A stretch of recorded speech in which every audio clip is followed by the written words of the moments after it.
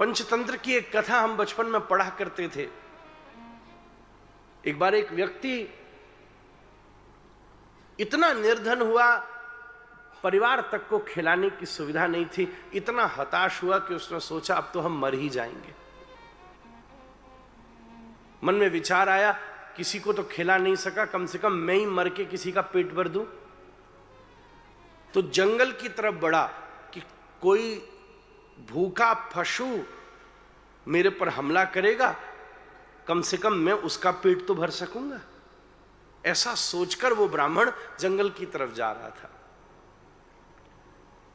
उसे पता था कि एक दिशा में शेर की गुफा है, वहां शेर रहता है, उसी तरफ बढ़ता था।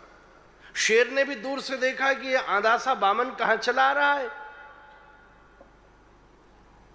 एकदम उठ करके खड़ा हुआ, घुर्राना शुरू किया। उसके ऊपर हमला बोलने ही वाला था, पर आज एक अद्भुत बात थी कि उसकी गुफा के छत के ऊपर एक हंस बैठा हुआ था, गुफा के द्वारे। हंस ने कहा, महाराज शांत हो जाओ, देख नहीं रहे इस बेचारे की स्थिति, ये आपसे लड़ने नहीं आ रहा, ये तो आपके चरणों में समर्पण करने आ रहा है।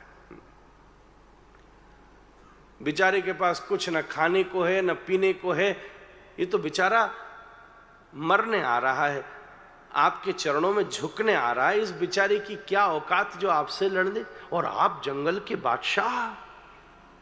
ऐसी बढ़ा चढ़ाकर बात कही कि शेर के मन में भी दया आ गई। ब्राह्मण आकर सामने खड़ा हुआ तो शेर अंदर गया और अपने मुंह में एक पोटली दबा कर लाया और रख दी सामने। थोड़े दिन पहले एक राजा का शिकार किया था, उसके पास से पोटली मिली, ये तो मेरे काम की नहीं थी, आपके काम की हो तो ले जाओ। ब्राह्मण ने देखा, महाराज असरफियों से बड़ी हुई पोटली, वाह, मैं तो मरने आया था, शेर ने मुझे जीवन दान कर दिया।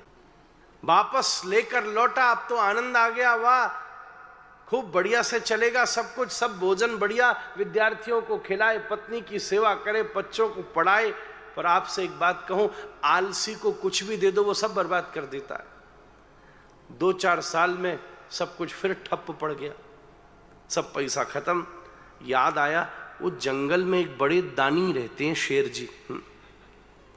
फिर पंडित जी चल दिए जंगल की तरफ, उन्हीं से मिलकर आते हैं। वहीं जा रहे थे, शेर ने भी दूर से पहचान लिया, हाँ ये तो वही पंडित जी हैं। वो बिल्कुल नॉर्मल बैठा रहा, पर आज एक परिवर्तन था कि उसकी गुफा के द्वारे हंस की जगह बगुला बैठा था। अरे महाराज देखो, ऐसे अभिमान से ये मानव चला आ रहा है, आपका भय से ही राज्य चलता है। शेर का भय खत्म हो जाए तो शेर और कुत्ता में फर्क क्या हो गया? फिर आपका भय ही नहीं रहेगा तो कौन आपको मानेगा? देखो तो सही, कैसे कॉन्फिडेंस, इतना उकसाया कि शेर ने दहाड़ मारी और दौड़ते हुए जाकर ब्राह्मण को मारकर खा गया। महाराज, कथा इतनी सी बात कहती है कि शेर को भी हंस मिल जाए तो वो भी पुण्य कमा लेता है। महाराज, वो भी कोई सेवा कर देता है। हमारे जीवन में भी एक अच्छा साथी मिल जाए जो हमें सन्मार्ग की तरफ प्रेषित करे, धर्म मार्ग की तरफ प्रेषित करे, भगवान की तरफ। अच्छा मित्र ही वो है जो आपको प्रभु की तरफ बढ़ाए। महाराज, चल भाई, ऐसी जगह चलते, सेवा हो रही है, चल थोड़ा तू भी हाथ लगा अपना।